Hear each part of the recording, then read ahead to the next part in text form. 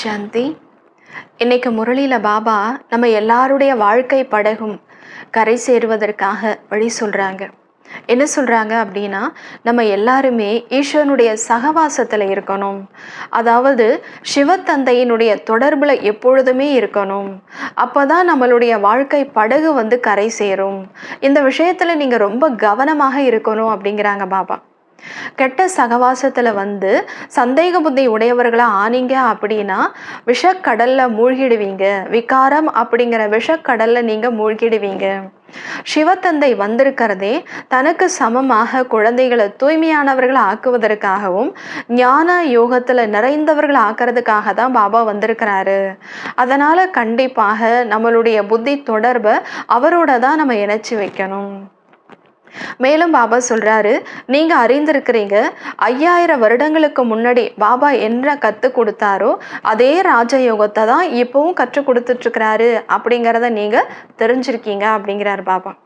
மேலும் பாபா சொல்றாரு, இனிமையிலும் இனிமையான குழந்தைகளே, நீங்க கோடான கோடீஸ்வரர்கள் ஆக போறீங்க. அதுவும் 21 பிறவிகளுக்கு 21 தலைமுறைக்கு நீங்க உலகத்தினுடைய எஜமானர்கள் ஆக போறீங்க அப்படின்னு சுயம் பகவானே சிவ தந்தையே இப்ப நமக்கு சொல்லிட்டு இருக்கிறாரு. யாரு எந்த அளவுக்கு நல்லா படிக்கிறாங்களோ அவங்க உயர்ந்த பதவியை அடைவாங்க அப்படிங்கிறார். முக்கியமானது ஞானமும் யோகமும் தான். யோகத்துக்கு ஞானம் அவசியம் தேவை அப்படிங்கிறார் பாபா.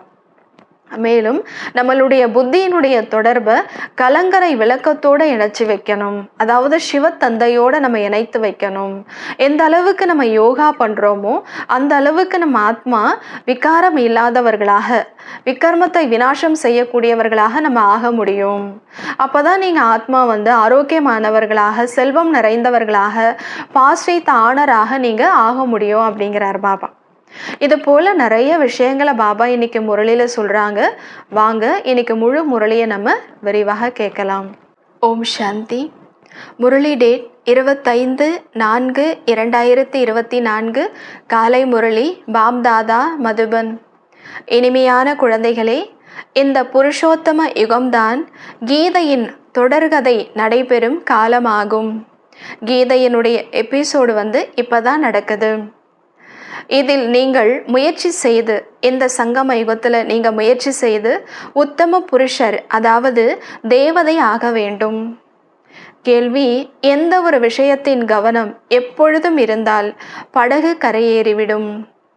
பதில்: நாம் ஈஸ்வரிய சகவாசத்தில் இறைவனின் தொடர்பில் இருக்க வேண்டும் என்ற கவனம் எப்பொழுதும் இருந்தால் படகு கரையேறிவிடும்.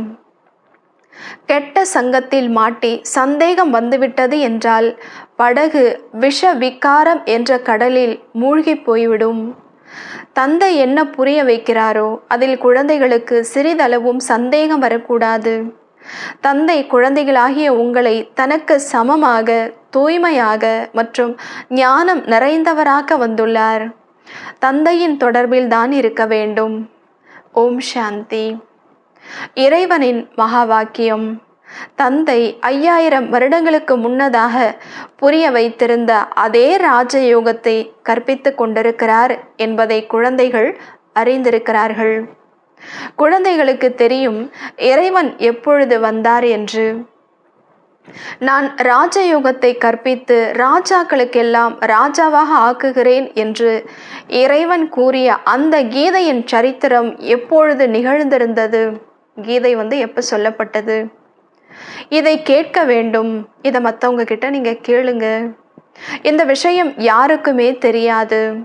நீங்கள் இப்பொழுது நேரடியாக கேட்டுக்கொண்டிருக்கிறீர்கள். கீதையை இப்போ நேரடியாக நம்ம சிவ தந்தை கிட்ட அமர்ந்து கேட்டுட்ருக்கோம்.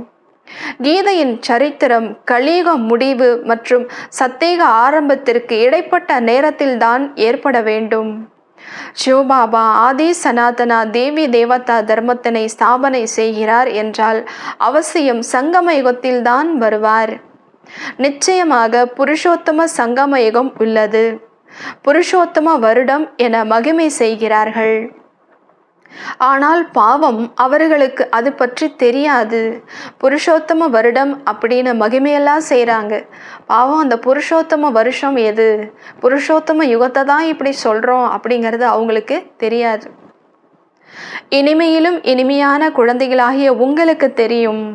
மிக உயர்ந்த புருஷராக ஆவதற்காக, மனிதனை மிக உயர்ந்த புருஷராக ஆக்குவதற்காக தந்தை வந்து கற்பிக்கின்றார். மனிதர்கள் மிக உயர்ந்த உத்தம புருஷர்கள். உத்தம புருஷர்கள் இந்த தேவி தேவதைகள். லக்ஷ்மி நாராயணர் தான் உத்தம புருஷர்கள். மனிதர்களை தேவதையாக சங்கம யுகத்தில் ஆக்கினார். தேவதைகள் அவசியம் சத்தியுகத்தில் தான் இருப்பார்கள். மனிதர்களை தேவதைகளா பாபா எங்க வந்து ஆக்குறாரு? இந்த சங்கம யுகத்துல தான் ஆக்குறாரு. தேவதை ஆயிட்டோம் அப்படின்னா அப்ப எங்க இருப்போம்? நம்ம சத்தியுகத்துல தான் இருப்போம். மற்ற எல்லோரும் கலியுகத்தில் இருக்கிறார்கள். நாம் சங்கமயுக பிராமணர்கள் ஆவோம் என்பதை குழந்தைகளாகிய நீங்கள் அறிந்துள்ளீர்கள். இதை மிக உறுதியாக நினைவு செய்ய வேண்டும். இப்போ நம்ம எல்லாருமே சங்கமயுக பிராமணர்கள் அப்படிங்கிறத எப்பயுமே நம்மளுடைய மனசுல உறுதியாக ஞாபகம் வச்சுட்டே இருங்கிறார் பாபா. இல்லையென்றால் தங்களது குலம் ஒரு பொழுதும் யாருக்கும் மறப்பதே இல்லை. உலகத்தில் நீங்கள் எந்த குலத்தை சேர்ந்தவர்கள் அப்படின்னா நாங்கள் மறந்துட்டோன்னு யாராவது சொல்கிறாங்களா என்ன? அப்படி இல்லை. அதே போல் நம்ம பிராமண குலம் அப்படிங்கிறத நம்ம மறக்கக்கூடாதுங்கிறார் பாபா. ஆனால் இங்கு மாயை மறக்க செய்து விடுகிறது. நாம் பிராமண குலத்தினர் ஆவோம், பின் தேவதா குலத்தினர் ஆகிறோம். இது நினைவில் இருந்தது என்றால் அதிகமான மகிழ்ச்சி இருக்கும்.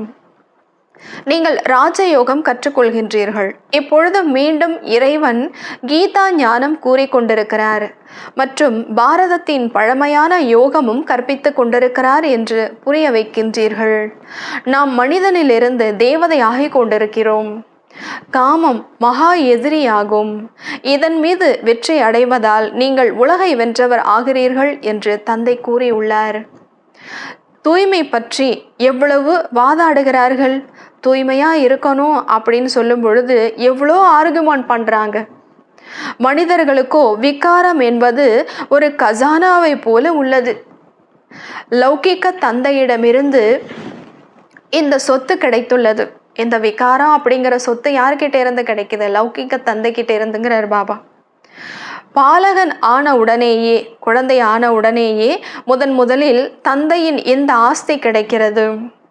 திருமணம் என்ற சீரழிவை செய்வித்து விடுகிறார்கள்.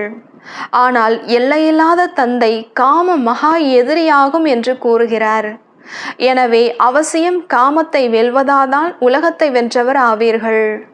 தந்தை அவசியம் சங்கம யுகத்தில் தான் வந்திருக்க கூடும். மிகப்பெரிய மகாபாரத யுத்தம் கூட உள்ளது. நாமும் அவசியம் இங்கு இருக்கிறோம். இப்ப நம்ம எல்லாருமே எங்க இருக்கிறோம்? இந்த சங்கம யுகத்துல தான் இருக்கோம். எல்லோரும் சட்டென்று உடனே காமத்தின் மீது வெற்றி அடைந்து விடுவார்கள் என்பது அல்ல. ஒவ்வொரு விஷயத்திலும் நேரம் பிடிக்கிறது. முக்கியமான விஷயம், குழந்தைகள் பாபா நாங்கள் விகாரத்தில் விழுந்து விட்டோம் என்பதையே எழுதுகிறார்கள். எனவே அவசியம் ஏதோ சட்டம் உள்ளது. பாபா நாங்கள் இந்த விகாரத்தில் விழுந்துட்டோம், தப்பு பண்ணிட்டோம் அப்படின்னு குழந்தைங்க சொல்கிறாங்க அப்படின்னா அதில் போகக்கூடாது அப்படின்னு ஒரு சட்டம் இருக்கிறதுனால தானே சொல்கிறாங்க அப்படிங்கிறார் பாபா. தந்தையின் கட்டளையாவது காமத்தை வெல்வதால் நீங்கள் உலகத்தை வென்றவர் ஆவீர்கள். அப்படியின்றி உலகத்தை வென்றவர் பின் விகாரத்தில் சென்று கொண்டிருப்பார்கள் என்பது அல்ல. காமத்தை வென்று உலகத்தை வென்றதுக்கு அப்புறம் விகாரத்துக்கு போறாங்க அப்படிங்கிறது கிடையாது. நம்ம தேவதை ஆனதுக்கு அப்புறம் தூய்மையான வாழ்க்கையில தான் இருப்போம். இந்த லக்ஷ்மி நாராயணரே உலகத்தை வென்றவர்கள், ஜெகத்ஜீத் ஆவார்கள். இவர்கள்தான் சம்பூர்ண நிர்விகாரி, முழுமையாக விகாரம் அற்றவர்கள் என்று கூறுகிறார்கள். அவர்களது உலகத்தை நீங்கள் ராமராஜ்யம் என்று கூறுகிறீர்கள். அது விகாரமற்ற உலகமாகும். இது விகாரம் நிறைந்த உலகம், தூய்மையற்ற குடும்ப ஆசிரமம், அப்பவித்திர கிரகஸ்த ஆசிரமம் ஆகும்.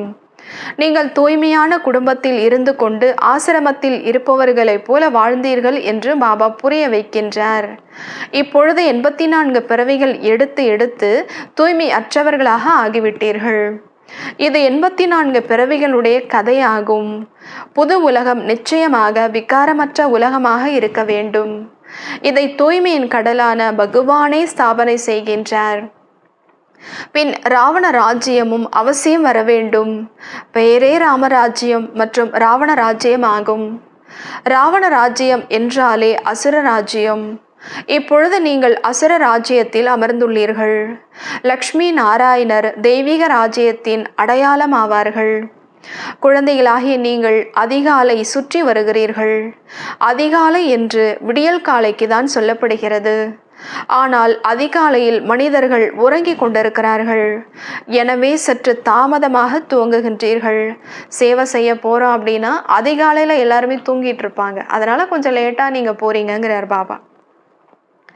கண்காட்சியுடன் அருகில் சென்டர் இருந்தால் தான் நன்றாக இருக்கும். கண்காட்சி வைக்கிறீங்க அப்படின்னா அதுக்கு பக்கத்திலே சென்டர் இருந்தால் தான் நல்லா இருக்கும் அப்படிங்கிறார் பாபா. அங்கு அவர்கள் காம மகா எதிரி என்று புரிந்து கொள்ள வேண்டும். இதன் மீது வெற்றி அடைவதால் உலகை வென்றவர் ஆவீர்கள். லக்ஷ்மி நாராயணரின் படமும் அவசியம் இருக்க வேண்டும். அது டிரான்ஸ்லேட்டில் செய்திருக்க வேண்டும். இவற்றை ஒரு பொழுதும் மறக்கக்கூடாது. ஒன்று இந்த படம், மற்றொன்று ஏணிப்படியின் படம். எப்படி ட்ரக் வண்டியில் தேவி தேவதைகளுடைய உருவ சிலையை எடுத்து செல்கிறார்கள், அதே போல நீங்கள் 2-3 ட்ரக் வண்டிகளை அலங்கரித்து அதில் முக்கிய படங்களை எடுத்து சென்றீர்கள் என்றால் நன்றாக இருக்கும். நாளுக்கு நாள் படங்களின் எண்ணிக்கை கூட அதிகமாகிக் கொண்டே இருக்கும். உங்களுடைய ஞானம் விரிவடைந்து கொண்டே இருக்கும். குழந்தைகளுடைய எண்ணிக்கையும் அதிகமாகிக் கொண்டே போகும். அதில் ஏழை பணக்காரர்கள் எல்லோரும் வந்து விடுகிறார்கள். சிவபாபாவின் களஞ்சியம் பண்டாரா நிரம்பிக்கொண்டே போகும். யாரு கசானாவை நிரப்புகிறார்களோ அவர்களுக்கு அங்கு அதற்கு பதிலாக பல மடங்கு கிடைத்துவிடும். இங்கே நம்ம பாபாவுடைய பண்டாராவை எவ்வளோ நிறைக்கிறோமோ அதற்கான பதில் சத்தியுகத்தில் நமக்கு பாபா நிறைச்சி கொடுத்துடுறாரு. அதனால்தான் தந்தை கூறுகிறார், இனிமையிலும் இனிமையான குழந்தைகளே, நீங்கள் கோடான கோடீஸ்வரர் ஆக போகிறீர்கள் அப்படிங்கிறார். அதுவும் 21 பிறவிகளுக்கு நீங்கள் 21 தலைமுறைக்கு உலகத்தின் எஜமானர் ஆகிவிடுவீர்கள் என்று சுயம் பாபா கூறுகின்றார். சுயம் சிவ தந்தையே சொல்றார். நானே நேரடியாக வந்துள்ளேன். சிவத்தந்தை சொல்றாரு, நேராக நான் உங்க முன்னாடி இருந்து சொல்றேன். எப்படி குழந்தை பிறந்த உடனேயே தந்தையின் ஆஸ்தி அவரது உள்ளங்கையிலேயே இருக்கிறது. ஒரு குழந்தை பிறந்துருச்சு அப்படின்னா அப்போ அவனுடைய சொத்துக்கு அந்த குழந்தை வாரிசாயிடுது. இந்த வீடு வாசல் ஆகிய எல்லாமே உன்னுடையது என்று தந்தை கூறுவார். எல்லையில்லாத தந்தையும் கூறுகிறார், நீங்கள் என்னுடையவர் ஆகும் பொழுது 21 பிறவைகளுக்கு சொர்க்கத்தின் அரசாட்சி உங்களுக்காக உள்ளது. ஏனெனில் நீங்கள் காலன் மீது வெற்றி அடைந்து விடுகின்றீர்கள். எனவே தந்தையை மகாகாலன் என்று கூறுகிறார்கள். மகாகாலன் என்பவர் கொல்பவர் அல்ல, அவருக்கோ மகிமை செய்யப்படுகிறது. யாராவது கொல்லக்கூடியவங்களுக்கு போய் மகிமை செய்வாங்களா? பகவான் யமதூதரை அனுப்பி அழைத்து கொண்டார் என்று நினைக்கிறார்கள். அப்பேற்பட்ட விஷயம் ஒன்றும் இல்லை. இவையெல்லாம் பக்தி மார்க்கத்தின் விஷயங்கள் ஆகும். நான் காலனுக்கெல்லாம் காலன் ஆவேன் என்று தந்தை கூறுகிறார். மலை பிரதேசத்தினர் மகாகாலனை கூட அதிகமாக ஏற்றுக்கொள்கிறார்கள். மகாகாலனின் கோவில் கூட உள்ளது. இது போன்ற கொடிகள் பறக்க விடுகிறார்கள். எனவே தந்தை குழந்தைகளுக்கு புரிய வைக்கிறார், இது சரியான விஷயம் என்பதையும் நீங்கள் புரிந்துள்ளீர்கள். தந்தையை நினைவு செய்வதால் தான் பல பிறவிகளுக்காக விக்கிரமங்கள் சாம்பலாகிவிடும். எனவே இதை பிரச்சாரம் செய்ய வேண்டும். கும்ப மேளாக்கள் ஆகியவை நிறைய நடக்கின்றன. அங்கே குளிப்பதையும் அதிகமாக மகிமை செய்துள்ளார்கள். இப்பொழுது குழந்தைகளாகிய உங்களுக்கு இந்த ஞான அமிர்தம் 5000 வருடங்களுக்கு பின்னர் கிடைக்கிறது. உண்மையில் இதற்கு அமிர்தம் என்ற பெயர் கிடையாது, இதுவும் படிப்பாகும். இவை எல்லாமே பக்தி மார்க்கத்தின் பெயர்கள். அமிர்தம் என்ற பெயர் கேட்டு படங்களில் தண்ணீர் காண்பித்துள்ளார்கள். நான் உங்களுக்கு ராஜயோகம் கற்பிக்கிறேன் என்று தந்தை கூறுகிறார். படிப்பினால் தான் உயர்ந்த பதவி கிடைக்கிறது. அதுவும் நான் கற்பிக்கின்றேன். அதுவும் ஈஸ்வரன் நானே உங்களுக்கு கற்பிக்கின்றேன்கிறார். இறைவனுடையது இது போன்ற அலங்கரிக்கப்பட்ட ரூபம் ஒன்றும் இல்லை. லக்ஷ்மி நாராயணரை போல ஒரு அலங்கரிக்கப்பட்ட ரூபம் அது கிடையாது. பாபா எந்த உடல்ல சொல்றாரோ அங்க எதுவுமே அலங்கரிக்கப்பட்ட ரூபம் இல்லை. இதுவோ தந்தை இவருக்குள் கற்பிக்கின்றார். பிரம்மா பாபாவும் நம்மளுடைய தந்தை, அவருடைய உடல்ல சிவ தந்தை நமக்கு கற்பிக்கிறாரு. கற்றுக் கொடுத்து ஆத்மாக்களை தனக்கு சமமாக ஆக்குகிறார். சுயம் லக்ஷ்மி நாராயணர் தனக்கு சமமாக ஆக்குவார்களா என்ன? இல்லையே, லக்ஷ்மி நாராயணர் சத்தியுகத்தில் தனக்கு சமமாக ஆக்குவாங்களா? லக்ஷ்மி நாராயணனை உருவாக்குறது யாரு? சிவத்தந்தை தான். லக்ஷ்மி நாராயணர் நம்மளை அந்த மாதிரி உருவாக்க முடியாது. ஆத்மா படிக்கிறது, ஆத்மாக்களை தனக்கு சமமாக ஞானம் நிறைந்தவராக ஆக்குகிறார்.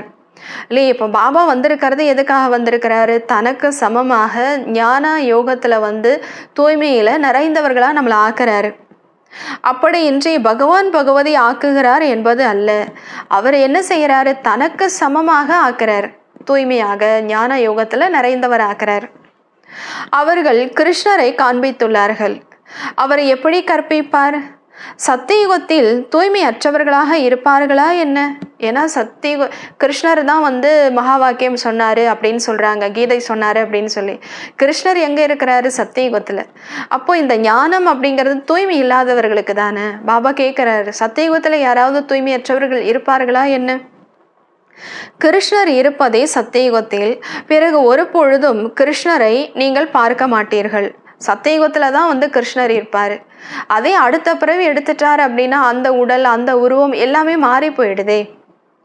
நாடகத்தில் ஒவ்வொருவருடைய மறுபிறவியின் படம் முற்றிலும் தனிப்பட்டதாக இருக்கும், மாறிக்கிட்டே இருக்கும். இயற்கை நாடகமாகும், ஏற்கனவே அமைக்கப்பட்டது. தந்தையும் கூறுகிறார், நீங்கள் இதே தோற்றத்தில், இதே ஆடையில், இதே போல கல்பம் கல்பமாக நீங்களே தான் படித்து கொண்டே வருவீர்கள். மிகச் சரியாக மறுபடியும் நடக்கிறதல்லவா? ஆத்மா ஒரு சரீரம் விட்டு பின் முந்தைய கல்பத்தில் எடுத்த அதே சரீரத்தை எடுக்கும். நாடகத்தில் சிறிதளவு கூட வித்தியாசம் ஏற்பட முடியாது. 5000 வருஷத்துக்கு முன்னாடி எந்த பிறவியில எந்த ஆத்மா எந்த உடலை எடுத்ததோ அதே ஆத்மா தான் இந்த கல்பத்திலையும் அதே போல அதே உடலை தான் எடுக்கும். இதுல சிறிதளவு கூட வித்தியாசம் இருக்காதுங்கிறார் பாபா. அவை எல்லைக்குட்பட்ட விஷயங்களாகும், இது எல்லைக்கு அப்பாற்பட்ட விஷயங்களாகும். இவற்றை எல்லையில்லாத தந்தையை தவிர வேறு யாரும் புரிய வைக்க முடியாது. இதில் எந்த ஒரு சந்தேகமும் வர முடியாது. நிச்சய புத்தி உடையவராகி பின் ஏதாவது ஒரு சந்தேகத்தில் விடுகிறார்கள். பாபா மேல நம்பிக்கை வருது, போக போக மாயாவனுடைய சகவாசத்துல வரும்பொழுது சந்தேக புத்தி உடையவர்கள் ஆயிடுறாங்கிறார் பாபா. ஈஸ்வரிய தொடர்பில் இருந்து கொண்டே இருந்தால் கடந்து சென்று விடலாம். ஈஸ்வரனுடைய தொடர்பிலே நம்ம இருந்தோம் அப்படின்னா நம்மளுடைய படகு கரை சேர்ந்துடும். தொடர்பை விட்டு விட்டீர்கள் என்றால் விகார கடலில் மூழ்கி போய் விடுவீர்கள். ஒரு புறம் பார்க்கடல் உள்ளது, மறுபுறம் இருப்பது விகார கடல். ஞான அமிர்தம் என்று கூறுகிறார்கள். தந்தை ஞான கடல் ஆவார். அவருக்கு மகிமை உள்ளது. அவருக்கு என்ன மகிமை உள்ளதோ அதை லக்ஷ்மி நாராயணருக்கு கொடுக்க முடியாது. சிவபாபாவுடைய மகிமை வேற, லக்ஷ்மி நாராயணருடைய மகிமை வேற. கிருஷ்ணர் ஒன்றும் ஞான கடல் அல்ல. தந்தை தூய்மையின் கடல் ஆவார். அந்த தேவதைகள் சத்தேக திரேதாவில் தூய்மையாக இருக்கிறார்கள் தான் என்றாலும் கூட அவர்கள் சதா காலத்திற்காக அப்படி ஒன்றும் இருப்பதில்லை. அரை கல்பத்திற்கு பின்பு விழுந்து விடுகிறார்கள். தந்தை கூறுகிறார், நான் அனைவருக்கும் சத்கதி அளிக்கிறேன். பாபா சொல்றார், பாபா தான் எப்பொழுதுமே தூய்மையானவர். லக்ஷ்மி நாராயணர் ரெண்டு யுகத்துல தூய்மையா இருக்காங்க அப்படின்னா கூட பிறவி எடுத்து அந்த தேவதைகள் தூய்மை இழந்துடுறாங்க இல்லையா? அதான் பாபா சொல்றாரு, எப்பொழுதும் தேவதைகள் தூய்மையாக இருக்கிறது இல்லை. பாபாவுடைய மகிமை வேற, தேவதைகளுடைய மகிமை வேற. பாபா எப்பயுமே தூய்மையாக இருக்கக்கூடியவர். சத்கதி வள்ளல் நான் ஒருவன் ஆவேன். சத்கதியை கொடுக்கக்கூடிய வள்ளல் நான் ஒருத்தன் தான். நீங்கள் சத்கதியில் சென்ற பின் இந்த விஷயங்களே இருக்காது. இப்பொழுது குழந்தைகளாகிய நீங்கள் முன்னால் அமர்ந்துள்ளீர்கள். நீங்களும் சிவபாபாவிடம் படித்து டீச்சர் ஆகி உள்ளீர்கள். முக்கிய பிரின்சிபல் கல்லூரி முதல்வர் ஆவார் அவர். சிவபாபா தான் முக்கியமான பிரின்சிபல். கல்லூரி முதல்வர் யாரு? சிவபாபா. நீங்கள் வருவதும் அவரிடம்தான். நாங்கள் சிவபாபாவிடம் வருகிறோம் என்று கூறுகிறீர்கள். அடே, அவரே நிராகாரமானவர், அவரே உடலற்றவர் இல்லையா? எப்படி அவர்கிட்ட வரீங்க? ஆம், அவர் இவரது சரீரத்தில் வருகிறார். யாருடைய உடல்ல வராரு? பிரம்மா பாபாவுடைய உடல்ல வராரு. எனவே பாப்தாதாவிடம் செல்கிறோம் என்று கூறுகிறீர்கள். இந்த பாபா அவரது ரதமாகும். பிரம்மா பாபா சிவபாபாவினுடைய ரதமாகும். அதன் மீது அவரது சவாரி உள்ளது. இந்த ரதத்தின் மீது யாருடைய சவாரி? சிவபாபாவுடைய சவாரி. அதை ரதம், குதிரை, அஸ்வம் என்று கூறுகிறார்கள். இதை பற்றியும் ஒரு கதை உள்ளது.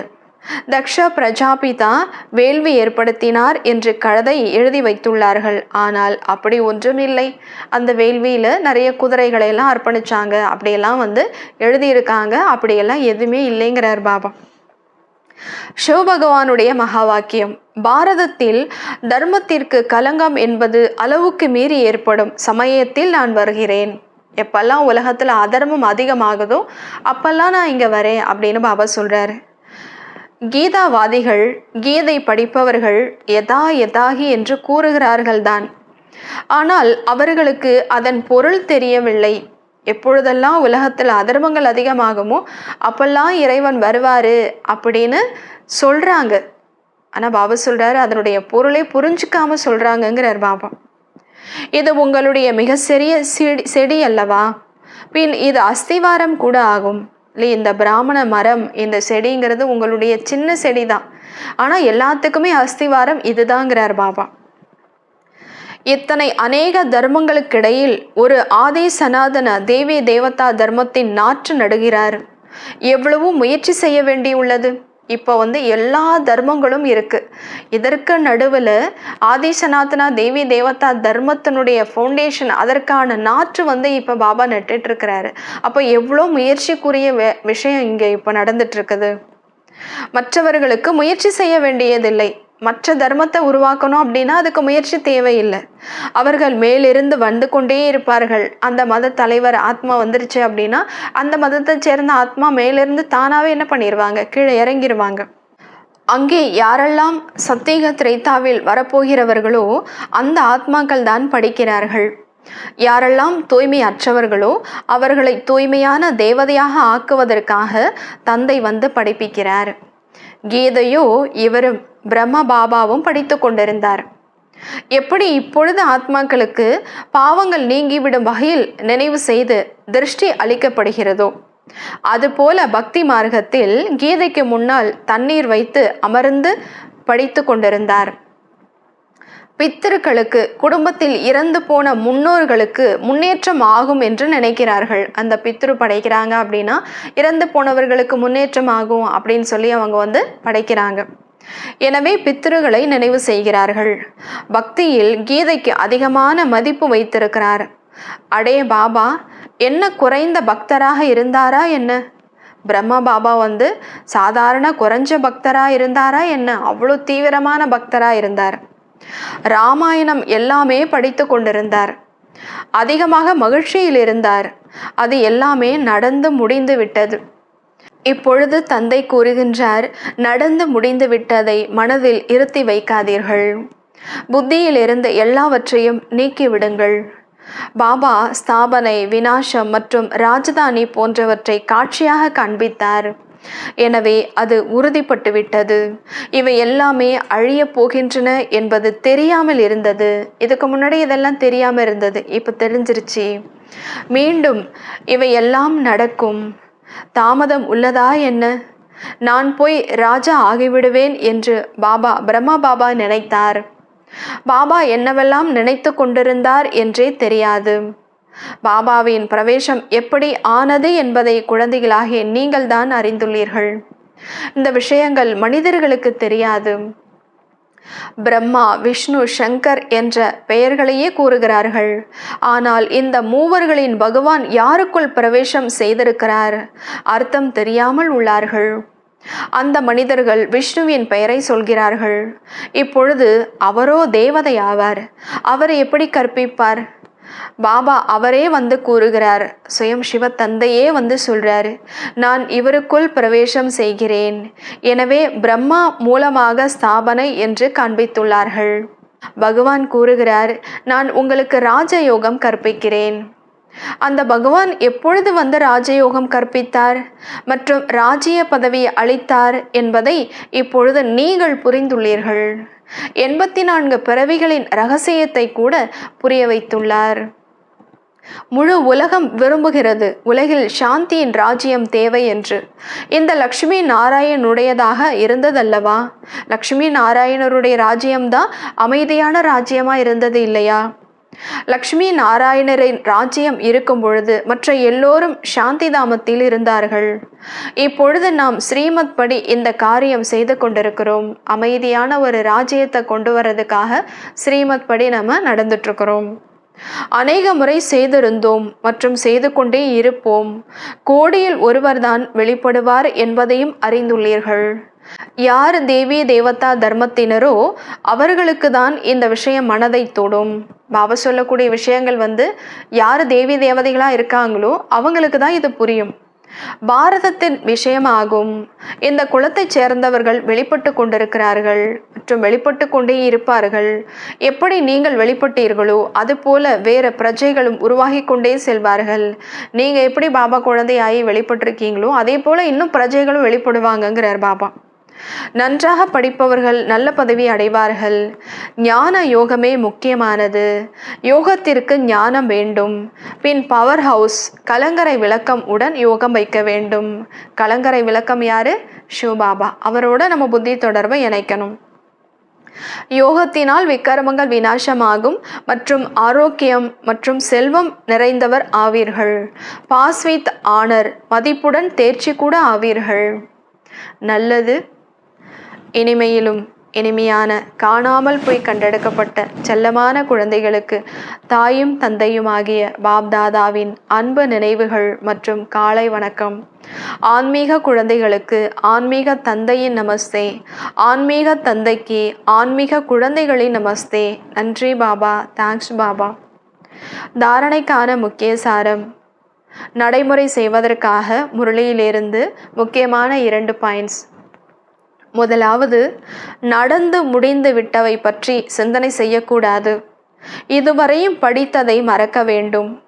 ஒரு தந்தை கூறுவதை கேட்க வேண்டும் மற்றும் தங்களது பிராமண குலத்தை எப்பொழுதும் நினைவில் கொள்ள வேண்டும். இரண்டாவது, முழுமையாக நிச்சய புத்தி உடையவர் ஆக வேண்டும். எந்த விஷயத்திலும் சந்தேகம் வரக்கூடாது. ஈஸ்வரிய தொடர்பு மற்றும் படிப்பை ஒருபொழுதும் விடக்கூடாது. இன்றைய வரதானம். ஆன்மீக நாயகனின் ஈர்ப்பினால் ஈர்க்கப்பட்டு கடின உழைப்பில் இருந்து விடுபடக்கூடிய ஆன்மீகமான நாயகிகள் ஆகுங்கள். ஆன்மீக நாயகனின் ஈர்ப்பினால் ஈர்க்கப்பட்டு கடின உழைப்பில் இருந்து விடுபடக்கூடிய ஆன்மீகமான நாயகிகள் துணைவிகளாக ஆகுங்கள். விளக்கம். நாயகன் தனது தொலைந்து போன துணைவிகளை பார்த்து மகிழ்ச்சி அடைகிறார். ஆன்மீக ஈர்ப்பினால் ஈர்க்கப்பட்டு தனது உண்மையான நாயகனை புரிந்து கொண்டு அவரை அடைந்து சரியான இடத்திற்கு வந்துவிட்டீர்கள். இவ்வாறான அன்பான தோழிகள் இந்த அன்பான எல்லைக்குள் வந்ததனால் அநேக விதமான கடின உழைப்பில் இருந்து விடுபடுகின்றார்கள். ஏனெனில் இங்கு ஞான கடலின் அன்பின் அலைகள் சக்தியின் அலைகளானது சதா காலத்திற்கும் புத்துணர்வு தருகிறது. இது மனோரஞ்சிதமான சந்திப்பிற்கான விசேஷ இடமாகும்.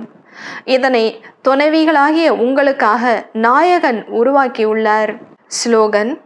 ஏகாந்தவாசி ஆவதன் கூடவே ஏக் நாமி அதாவது ஒருவரை சார்ந்தவராக மற்றும் ஏகாநாமி அதாவது சிக்கனமானவராக ஆகுங்கள். ஏகாந்தவாசி ஆவதன் கூடவே ஏக் நாமி ஒருவரை சார்ந்தவராகவும் மற்றும் ஏகாநாமி சிக்கனமானவர்களாகவும் ஆகுங்கள். நல்லது. ஓம் சாந்தி.